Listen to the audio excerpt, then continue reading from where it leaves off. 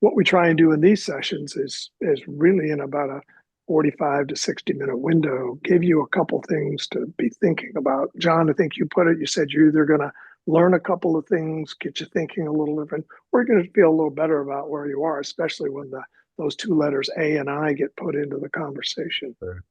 But it is a conversational experience today. So everybody's please mics and cameras up when you're contributing, because John's asked that we do this in this manner, and I think it'll be a lot of fun. So, John, thank you for taking time to do this today Welcome. and lead us all. And when you get ready for a poll question, just tell me, and I'll I do my sure best to will. do them in sequential order. All right, that sounds great. Well, first of all, I appreciate being here today. I think I know most of you. Just for my 30-second background, I have over 25 years of experience in director level roles in customer experience and contact centers for companies you may have heard of, including BB&T, a large regional bank that merged with SunTrust about 5 years ago to form Truist, the seventh largest bank in the country. I had primary responsibility to integrate our the two banks in the CX and contact center world. That was a fairly large project. I left Truist a couple of years ago and have been engaged in some fractional consulting, trying to take everything that I've learned in the 30-year career and try to help a few people along the way. So that's my background. But this concept of omnichannel, as David said, is nothing new. I think all of us may look, and it may be one of the most overused terms in the CX and contact center world. I think it's generally understood when we talk about, the reality that most organizations have added channels like chat, messaging, social, and email to their live agent telephone calls. But I think we recognize that many of the customers still are experiencing the gaps, especially when they're either forced to or decide to switch channels. So today, really, what I want to do collectively is explore how are we engaging and striving to tackle the challenge. We'll spend a little bit of time on AI and automation, not a lot. I think sometimes AI is sometimes a solution in search of a problem versus one of the possible solutions, but we might spend some time there.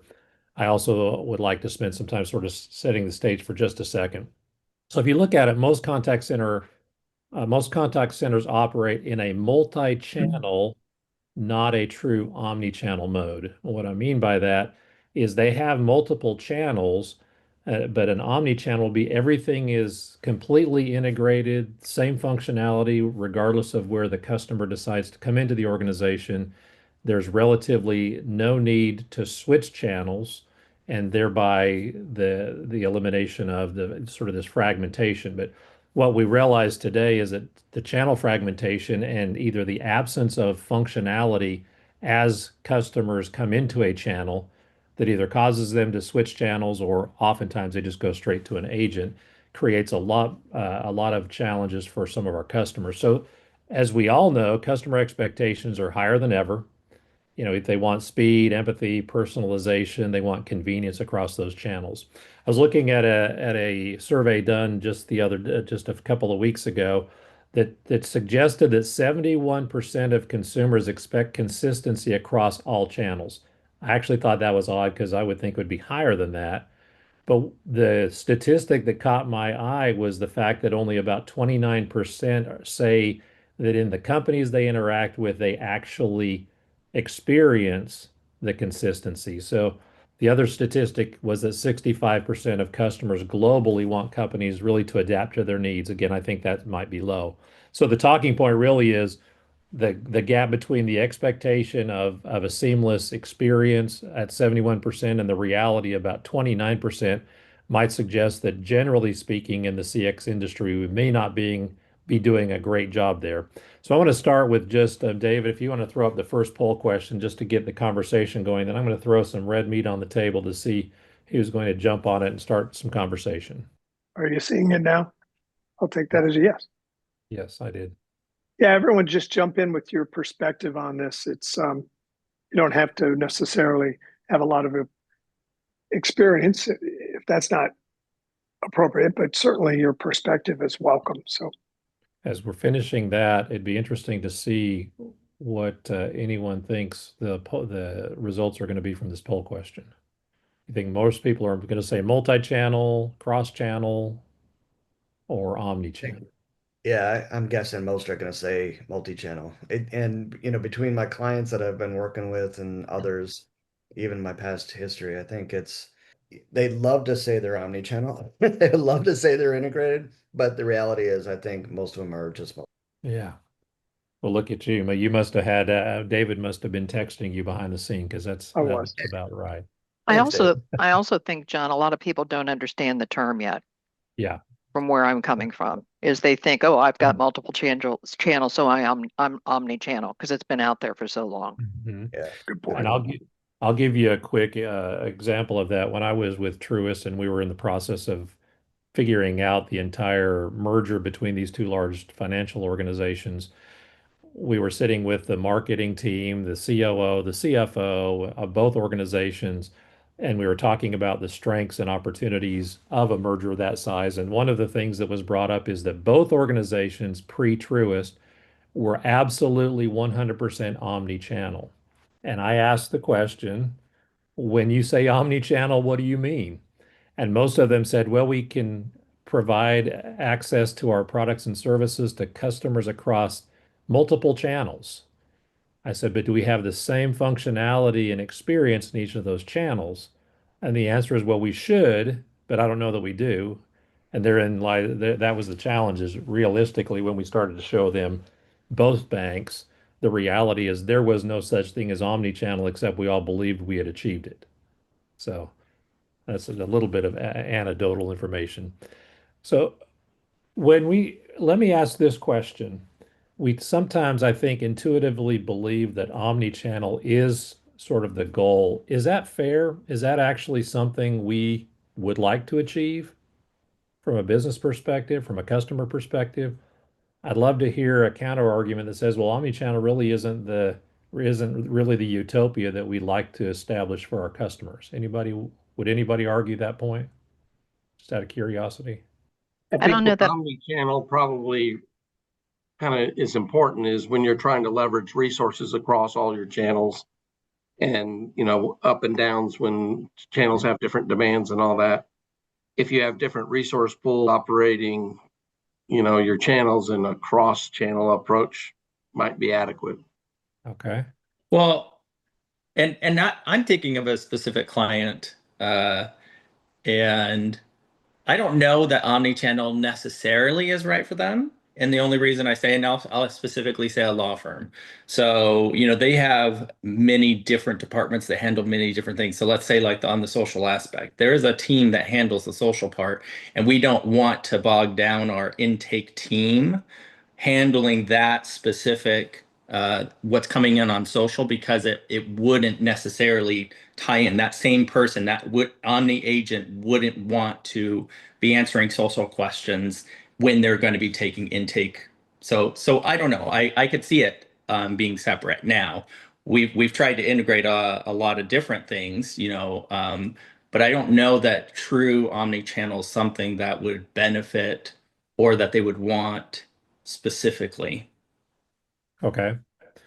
So that really leads to the question that perhaps any one customer won't necessarily have the need for omni-channel, but across all of your customer base, how likely is it that all or most of them would prefer one channel over another?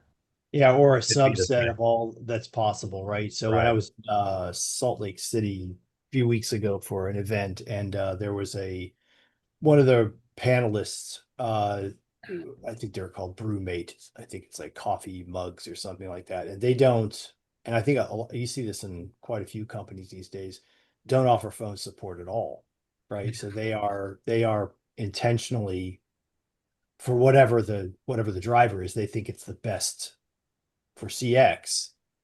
Maybe that's true, maybe it's not. If they're getting a ton of pushback, I suppose they might change strategy. But in this particular case, it seems to be working for them and they were happy with it. So, I guess omni-channel can be a qualified thing Sure. depending on the company. It's like it's everything possible or it's everything possible qualified in the context of what our strategy I think is best for CX.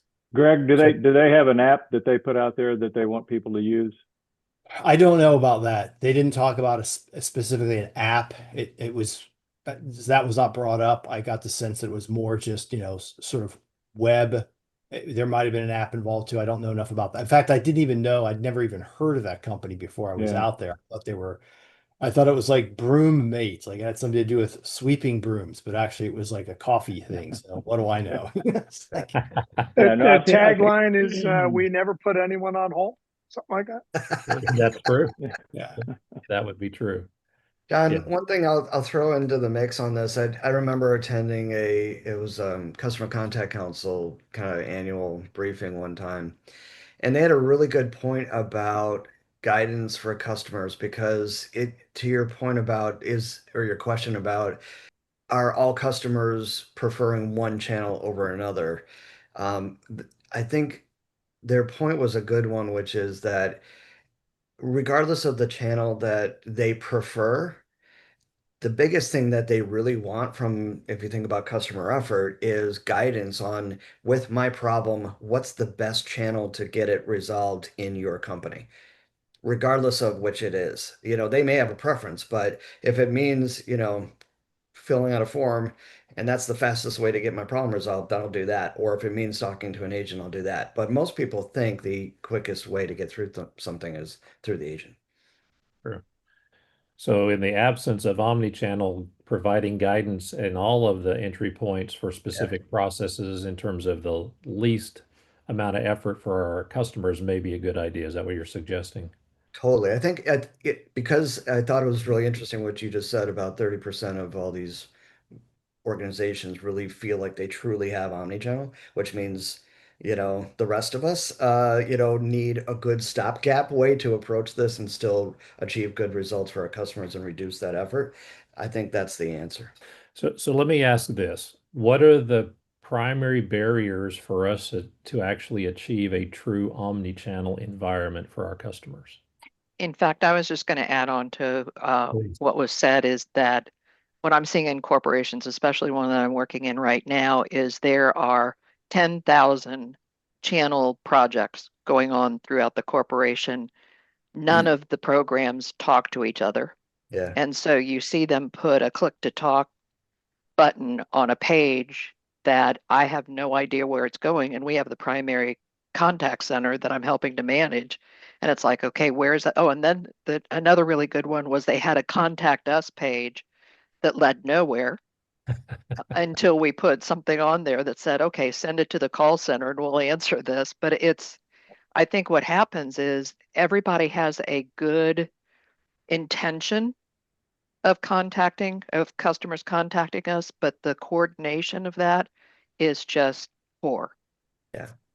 I I think, I'm sorry, I was just going Please. to add on to what you just said there, Kathy, is that I think overall the data, like where is the single source of truth in any of this so that they can all reference the same is another challenge that plays in and adds into that problem. I also think it comes down to a bit of fear of the unknown, and what I mean by that is I've seen companies that have their telephony platform, let's say, being integrated, and that within itself doesn't have, they might have an older system. That within itself can't uh, be completely omni-channel. And so they just keep building on, stacking on top of it, like was mentioned a couple seconds ago. And now it's gone so far to retract all of that again and kind of replace everything with something that is so far integrated in all their other systems. That fear of time, what's going to happen, what will the impact to our business be, how much time, because we know it's going to be a heavy lift to make that happen. That's kind of what I've seen holding a lot of companies back. And Matt, you bring up an interesting point. I've sat through many presentations from some of the large contact center platforms, Genesys, NICE, Five9, AWS, and others.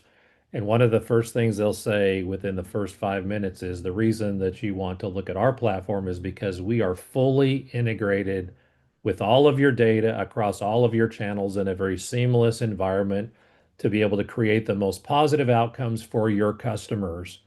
And it only costs $1 billion to put it in. It's not quite that high, but how many of you have heard that?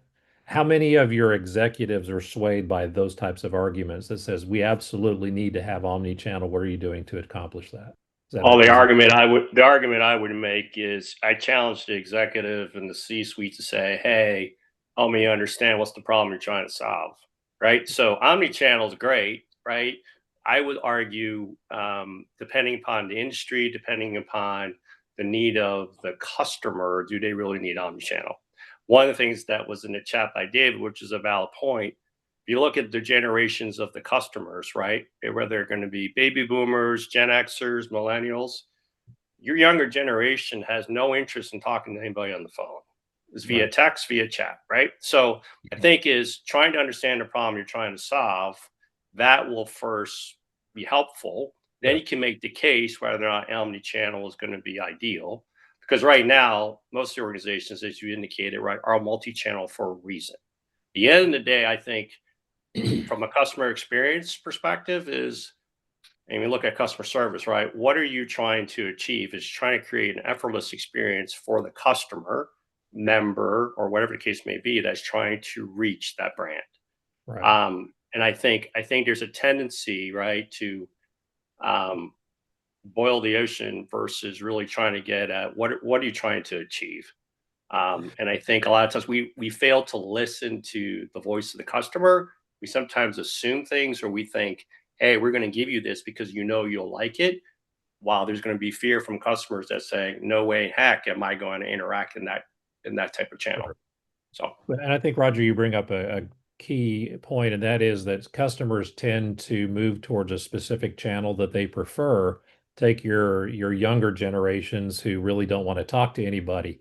That holds true until they have a certain type of an issue with an organization. So in banking, they don't want to talk to anybody until they see fraud on their account. Then they just want to talk to somebody. And customers may change channels based on where they are. If they're at home, for example, and they've got their laptop, they may go through the digital channel. But if they're in the car and they need to check something, they might go through the phone channel. They may check with the IVR or the IVA. They may talk to an agent. So part of the purpose of omni-channel is to be able to be accessible to customers depending on where they are and what they're doing when they're trying to connect with our organization. So that's one thought. Let's go to poll question 2. We're talking a little bit more about this integration. How do we create an omni-channel experience? So this is a little easier to guess because there's three answers, but most likely you're going to answer either the first or the second. Actually, there's 3. I didn't read the first one. Kay, do you remember Bruce Gilbert, YSTA, CTO? 1 year in the making of implementing his Salesforce CRM to all his other digital channels. He still hadn't got off the ball, but had blown the entire $900,000 budget. I'm so happy he's not answering this question right now.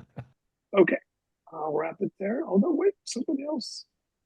One last chance. Okay, here we go. Okay. Does this surprise anybody?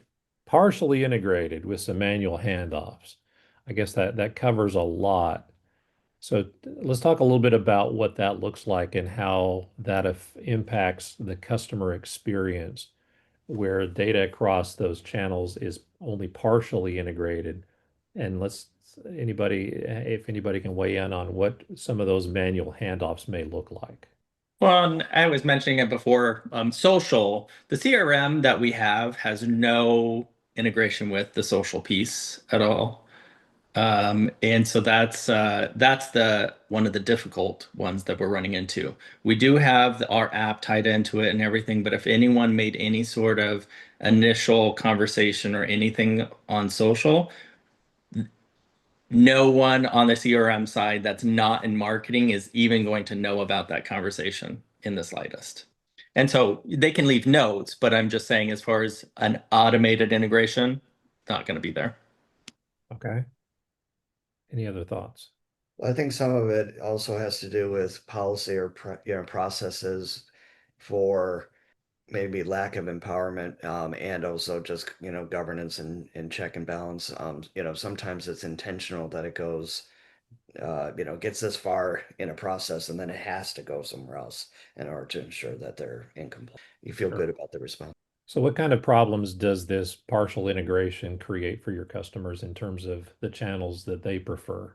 What's the impact on channel switching or forced switching is sometimes used as a term that's sometimes used, where the customer is forced to change channels because they can't get what they need done in the channel they prefer. Thoughts on Yeah. that? High customer effort. That's right. High customer effort, lower CSAT. Yeah, lower CSAT, definitely attrits from clients. We'll constantly hear that, well, I called and I told this person and I did this and I talked to this person. So, not having all these different departments that don't necessarily, and I know that we're talking about omni-channel, and I think again that comes from all the different ways that a client talks to individuals, and they're just frustrated that frustration, and so they end up leaving because they're just tired of talking and explaining so many different times. Well, Yeah. and the I other think big one too is especially, you talk about source of truth from a CRM perspective. The, the experience that I had recently is when you're talking, especially in healthcare, and you are talking to different departments, and you're trying to say, "Hey, I called a few weeks ago about X," and they're looking at the case notes, right? Or they're looking at the after call work notes that whoever agent you're talking to, because you're going to be talking to a different agent. Some do a good job of capturing the information. Some people do a terrible job, and you, as a customer or member, end up repeating yourself. That does not create a good experience. I don't care what channel you're utilizing. If the information is not fully accurate or complete, you've already started off on a bad note, Sure. especially when you have to do a callback. I think trust gets broken. Right, Adam. Trust, Yeah. yeah. There's like it's I believe you 50-50, right? Until you really resolve my issue. So yeah, trust is a big one. Credibility as well. Yeah.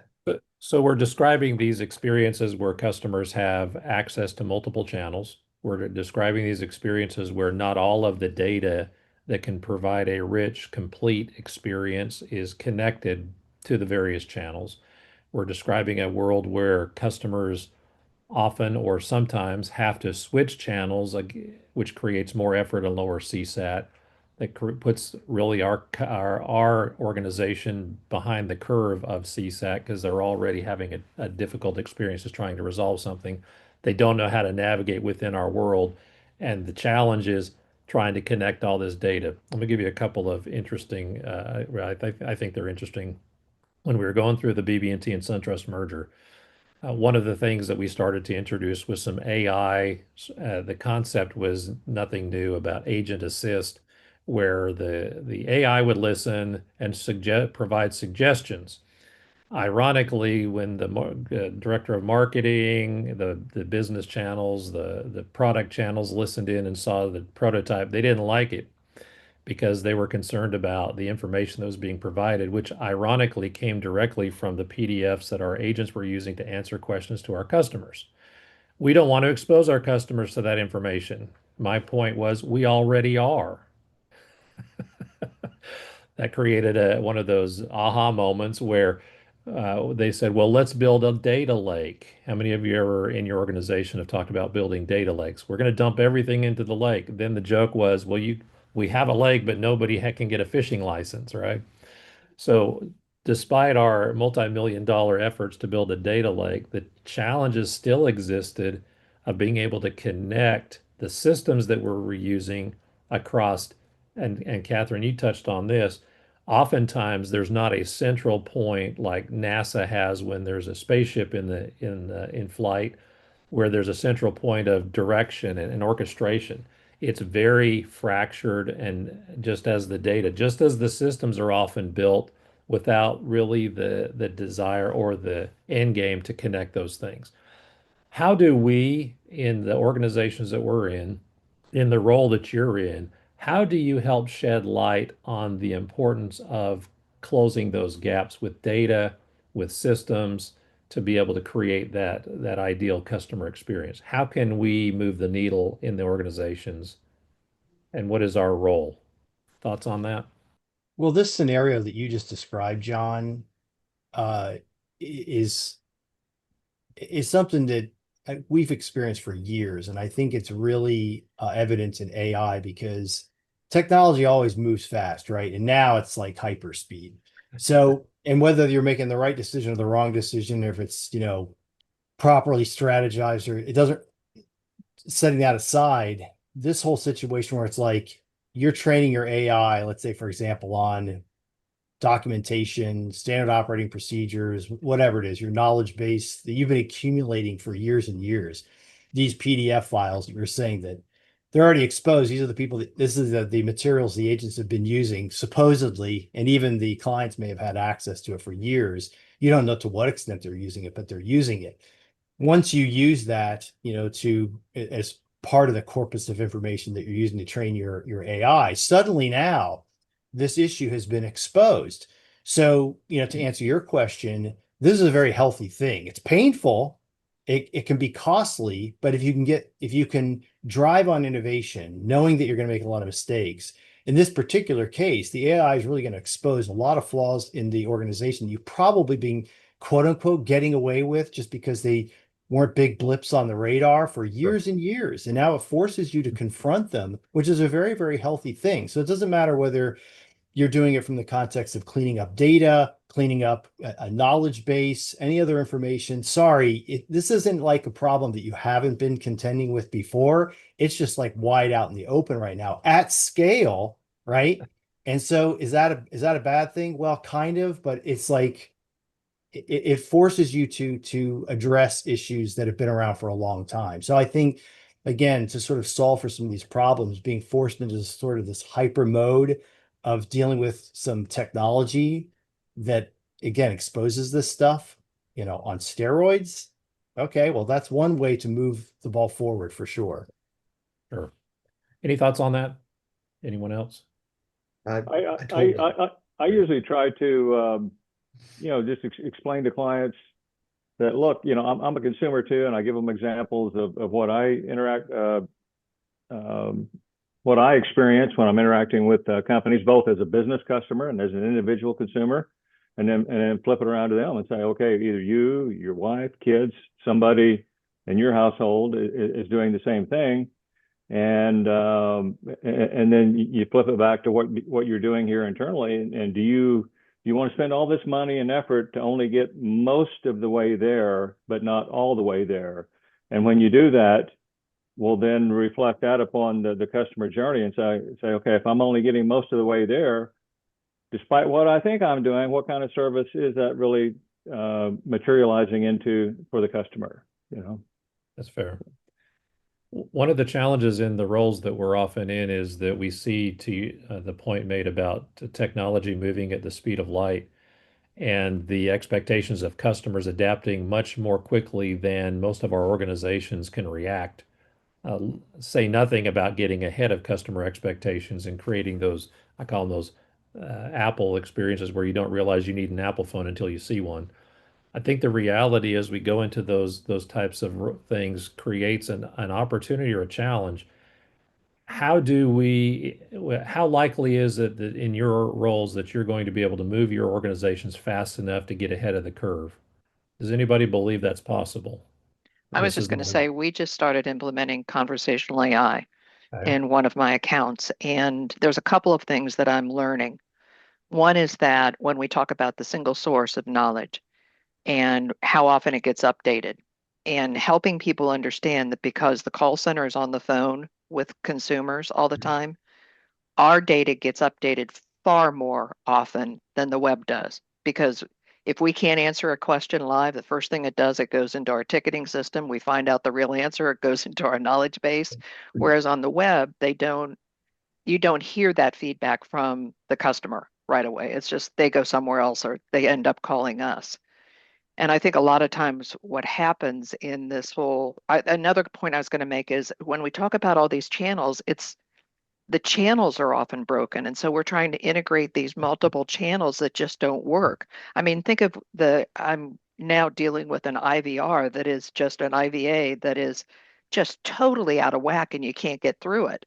And it's like, okay, how do you then translate that over to conversational AI to make it work? And are you truly trying to take this thing that doesn't work and make it better, or do you just scrap it and you say, I'm just going to do a whole brand new design?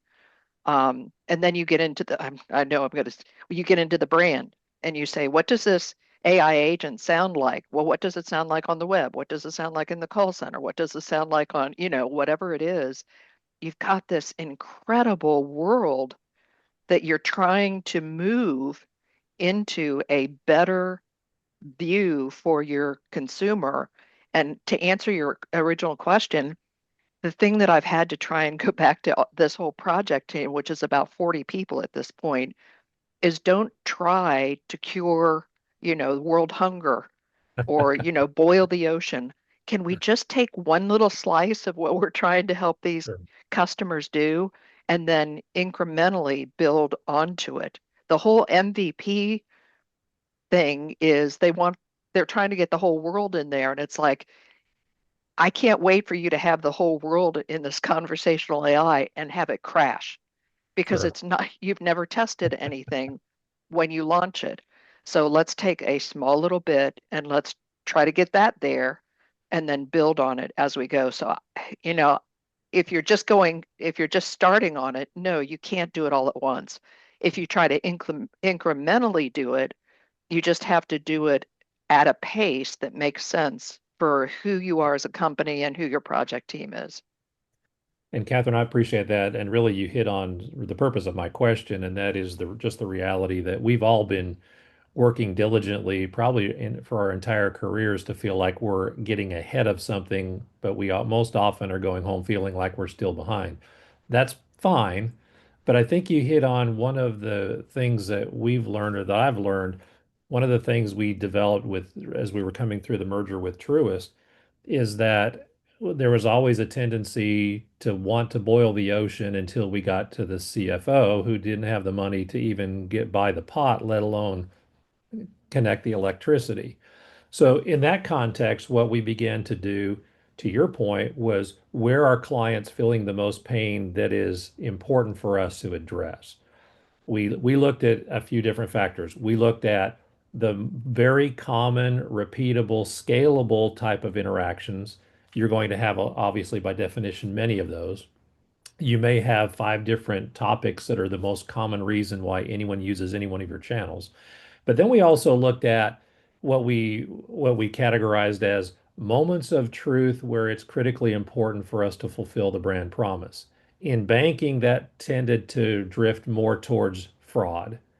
When someone has fraud on their account, they don't want chat, they don't want a chat bot, they don't want a web page, they want to talk to an individual. And frankly, not to disparage our wonderful BPO partners in the Philippines and other places, we found that there was a significant deterioration in CSAT when they didn't connect to somebody that they felt was sitting somewhere in a city near them to try to help them through the fraud process. So that's where we began to build. Some of them were very rudimentary at first, these customer journeys with common scripting, using some of the AI tools in specifically with those journeys to be able to map those. We actually took some of the AI work and we focused in on our agents who were handling those certain call types that had the highest CSAT coming out of the call and the relatively low handle times. Ironically, we began to map that in aggregate, really across the enterprise. We're talking 5,000 agents in 6 domestic and 4 international sites. Ironically, what we did is then we benchmarked that against our knowledge base and the AI using knowledge base for agent assist. And what we found is in many of those circumstances, the agent was actually wrong. The customer was ecstatic, at least on the call, but then we found out many of them called back. And so we had to balance the two. But I think that's one of the takeaways I would suggest, as opposed to boiling the ocean. How do we look at the biggest pain points and try to at least fix those or reduce the effort. I want to just spend a few minutes on this is probably the last topic that we get to. I think it's in, and really I think when we talk about creating amazing customer experiences, I've always been a strong proponent that when we're talking about the customer experience, we have to create incredible experiences for the employees who are on the front lines delivering those experiences. So let's just spend just a minute there. I think one of the most instructive things I've ever done, and I've done this throughout my career, is I like to take the CEO, the CFO, the COO. I like to take the owners of the product lines, the customer segments, the channel owners, and sit them down for several hours in the contact center, listening to calls specific about their product or specific about anything that's more directed towards whatever it is that they do. Those to me are the moments of truth where, and this is I'll just use a quick example. So we had implemented some significant changes in how customers could process payments within the IVR. After the integration of the both sets of customers, the SunTrust and BB&T customers, we found that there was only about a 60% throughput rate on the modules for the payments. In other words, 40% were either hanging up or or opting out to speak to an agent. So we began to track those that opted out, and we actually had all those calls coming into certain groups. So we sat our technical teams and our product teams to do side by sides, listening to customers complaining about their module. That gave us not only the direction on what they needed to do to fix it, but it also created incredible urgency for them to actually fix it. So sometimes we just have to bring them into the front lines to experience the pain that customers are experiencing because they develop what I call the happy paths. We're the keepers of the side roads and the off ramps. And so for us, I think it's important for them to see some of that as well. How do you create these amazing experiences for your agents, and how much does this fragmented segmentate or the fragmented omni-channel or the fragmented data or the lack of omni-channel, how much negative impact does that have on your agents? Just spend a few minutes there. Hey, John, a quick question for Yeah, you. please. These sessions where you would have the senior leadership, executive leadership, Yeah. in these sessions, how often would you do that? Now, getting a CEO to sit down and listen to calls is pretty hard. We did that probably about once a year, COO about the same. And really, they provided input. One of the things we found about the CEO is he wanted to change everything, and then he talked to the CFO who wanted to change nothing. So typically for product owners or segmentation owners, it was quarterly. We'd bring them in one day a quarter. We would also try to find recorded calls that really illustrated the pain of some of the gaps that we had, and then we'd show data that showed the gaps, like how many are calling versus working through the module. That's one of the things we looked at. We had several calls, so we did that about once a quarter. We also developed what we called an innovation lab, where when we were looking at changes in the flow, changes to a journey, changes in the IVR, we had the ability at Truist to be able to push a certain number of calls through that process with the developers and the testers being able to listen in to see the experience before we actually pushed it into production. That's a little bit of a luxury we had, but that actually turned out to be one of the best practices where we had actual customers experiencing something new before we showed it to the masses to give us opportunities to tweak that. And we would often have the product lines, we would have the risk partners, the compliance partners, the segmentation, the product lines that would in a large room, and we would actually broadcast the call over the speakers. We'd have agents in the room taking those calls, and it actually turned out to be very beneficial. Now, it extended the amount of time it took to make any change, but what we found is the changes they made often were far better than what we were used to doing. So, Yeah. And okay. just one more question. I want to hijack the last topic. No, but you're fine. when you were doing these sessions, and I'm always interested in any kind of interaction between parts of the organization that just don't have an opportunity to have visibility to one another. So anytime there's something where executive or senior leadership is involved, sort of in the trenches, if you will, with frontline, I always think that that's a huge benefit to trust, morale, engagement, all those things that produce the performance outcomes that everybody's focused on. To what extent did agents understand that there was this sort of awareness or attention to this when you were doing these sessions, or was it a completely That's a great question. And one of the things that we did is we'd actually have sprints for these various tools or various changes, we would handpick agents and we would actually bring them to Charlotte. So they may be from Dallas, so we would handpick these agents to be part of our team, and they would come in and literally spend an entire week. Put them in a Those hotel. agents don't attrit. Yeah. And we tried to get a good cross section because that's not really we realized if we brought in our top agents, it wasn't a good representation because the reality is we want to see the challenges we face even in a great process with our best agents, but we also want some of our agents that are just learning or newer agents to because part of what we're trying to develop in those journeys is agent assisted guidance so that even a new agent can get through this process effectively with a customer. So what we found is that the agents loved it. We had a big plaque we'd give them and big picture at the end. And we were in Charlotte, so the CEO was right there. He'd come in on the last day and thank them. He was upstairs.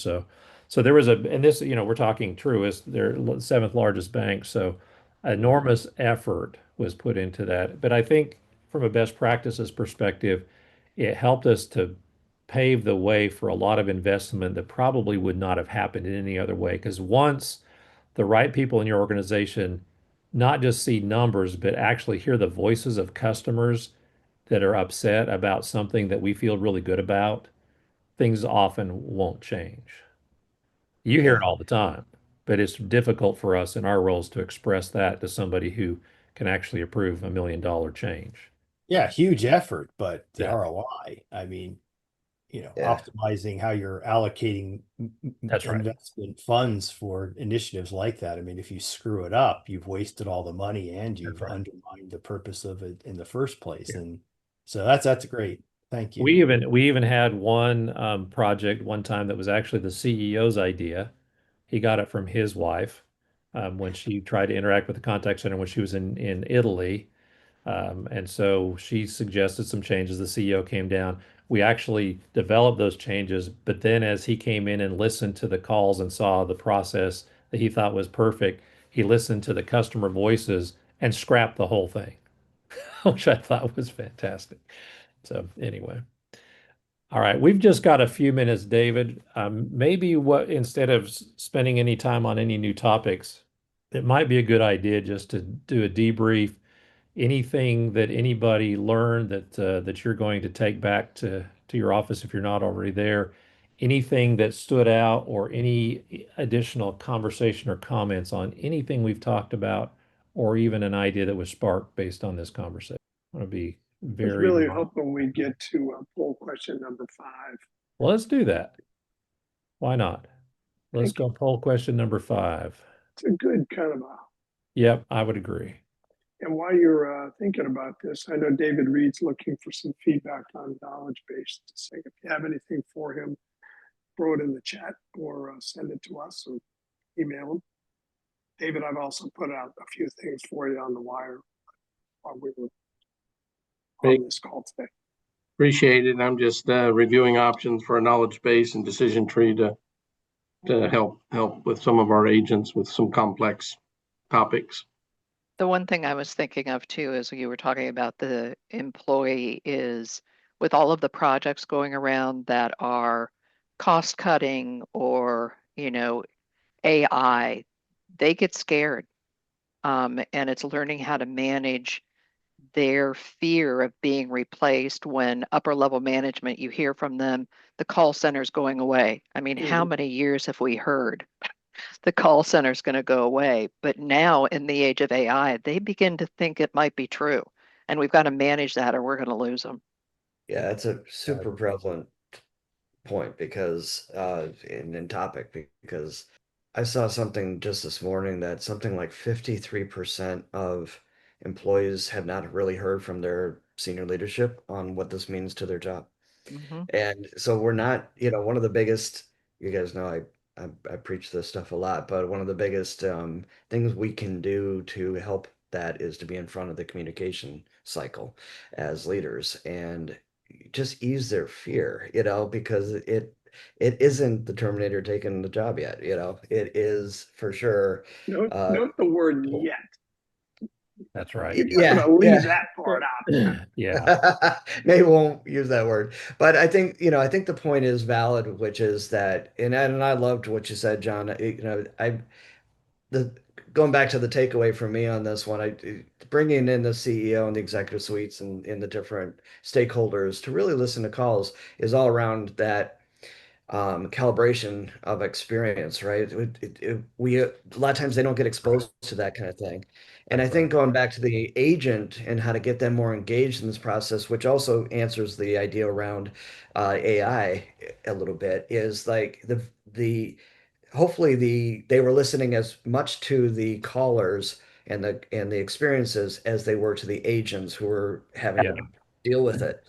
And that it sparks the conversation, and it's a great way to kind of kick that discussion and across the company and eliminate silos and get more involvement from those people. Yeah. We would do a brief session with them every time they came in to listen to calls, and what we would ask them is pay attention to the agent only in the difficulty in switching back and forth between multiple systems and what they have to do to fly that plane. Don't worry about their actual flying. Focus your attention on what they have to do and what the customers are saying, not so much on the agents. We can talk about that separately. I'm not surprised by this answer, generative AI and agent copilots as being the biggest trend. I think there's a couple things that I've learned is that, yeah, we've all been in the industry enough to know that there are many technologies that are disruptive to our industry, that create more value to some extent. I remember, sometimes, as I said about AI, a solution in search of a problem, sometimes that's the case with a lot of technologies. AI is a little different in that the computing power and the abilities of AI are dramatically different than many of the other technologies we've seen. But I also have seen a lot of white papers that suggest that even with the attempt to move quickly with AI, most organizations are simply not prepared to move quickly, and it's going to take a lot of time. Thus, Catherine, your point about the fear that sits out there, real or perceived, is going to be a challenge that we're going to have to manage. I'll provide one thought. I know we're getting close to time, but I'll provide one quick thought. One of the things that we tried to do, and I get there's only so much you really can do, and that is to be transparent with our agents. In the truest contact centers, one of the things I did as a director of CX and contact center is we would have every Friday, we would have what we just called it a town hall. Now, not all the agents can get off the phones, but we would record it. We would also spend it, we had a segment that we talked a lot about questions that our agents had posed to their managers, or we had a system they could put in something that was anonymous. We would take a look at those and see what are the most people asking about. One of those things is the fear of AI. Even this was 2 years ago. So one of the things we did is we brought in people that from the industry that talked about how fast this was going to move, what does it mean, and what do you do in your role now to best prepare for AI? And it was more about hiring fewer agents over the future, like increasing as we increase in size. We weren't hiring as many agents. We were talking about the productivity that it creates, but we also were very transparent about the uh, the the likely impact that AI is going to shift the skill set of the people that are in the contact center over the next 3 to 5 years.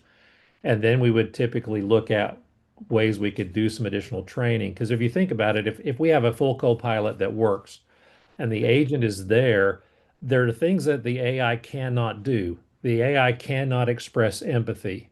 The AI cannot apologize. The AI is just going to provide data or information, very concise, and it may provide the entire 360 view of a customer so the customer feels like we know them.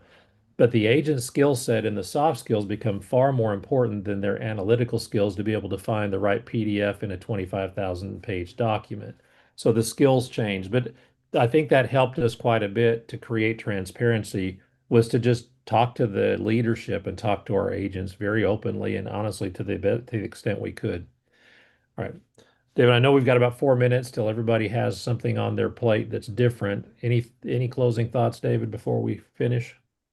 No, I mean, I would ask everyone, if they have anything they want to throw into this. It's always good to have this conversation. It's one part therapy, I think. And I think that's healthy for everybody. But as you said, if we could just have a couple of takeaways or feel a little bit better about where I'm at and my understanding of the subject matter, I think we accomplished that. Anybody have a thought or final comment they want to throw in? Case you've done enough talking today? My only thought, which is, I think this is a good conversation, and it, you know, folks that there's, you know, a lot of different people and backgrounds on this call here. So, you know, some people run call centers or have, other people are, you know, providing technologies and things like that, but everybody runs across this in one point or the other.